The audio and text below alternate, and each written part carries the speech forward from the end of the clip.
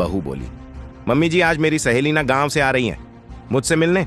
सास बोली, गांव से बहू, ये मेरा घर है, कोई धर्मशाला नहीं कि कोई भी एरा गैरा मुंह उठाकर चली आए। इतना में उसकी सहेली चली आई और दोनों एक दूसरे को देखकर खुश हुए और गले से लग गए।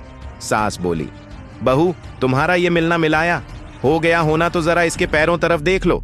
मैं नहीं चाहती कि मेरा इंपॉर्टेंट सोफा खराब हो जाए, और अगर तुम्हें गप्पे झरने हैं ना तो बाहर गार्डन में जाकर बात करो, यहां नहीं।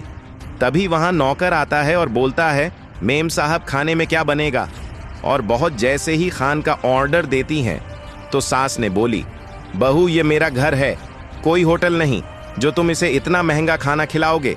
अगर इतना महंगा खाना खिलाओगे ना तो रोज आने लगेगी और बहुत बेइज्जती की। तभी नौकर जूस और बिस्किट लेकर आ जाता है। फिर सास बोली कि बिस्कुट और जूस किसके लिए लेकर आया, तुम लेकर अंदर जा।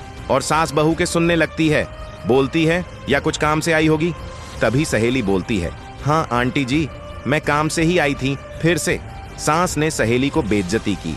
फिर बहू बोली, बस मम्मी जी मैं कब से देख रही हूँ, कुछ भी बोले जा रहे हैं।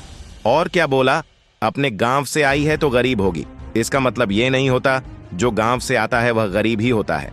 फिर सास बोली, देखो बहू मैं इन लोगों के बहुत अच्छे से जानती हूँ, तो ठहरी राजघराने की बहू, ये कहाँ अनपढ़ गवार, तुम इसे दोस्ती कर रही हो।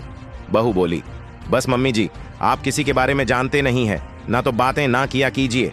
आप जानते हैं नबिया कौन है? नबिया इस शहर का फूड इन्फेक्शन ऑफिसर है। यह सुनकर सास चौंक जाती है।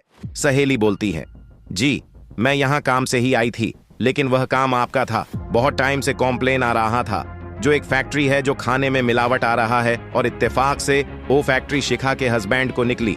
लेकिन दोस्त होने के नाते मुझे लगा शिखा से एक बार बात करनी चाहिए इस बारे में।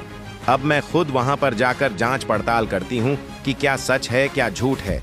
आपको मैं मदद करने आई थी, मगर आपके मेहमान नवाजी ने मेरी आंखें खोल दी। तभी सास बोली, रामू जूस लेकर आओ।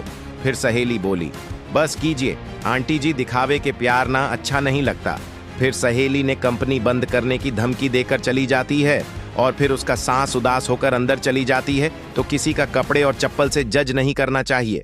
कोई भी हो सकता है। अगर हमारे वीडियो से सहमत है तो चैनल को सब्सक्राइब कीजिए।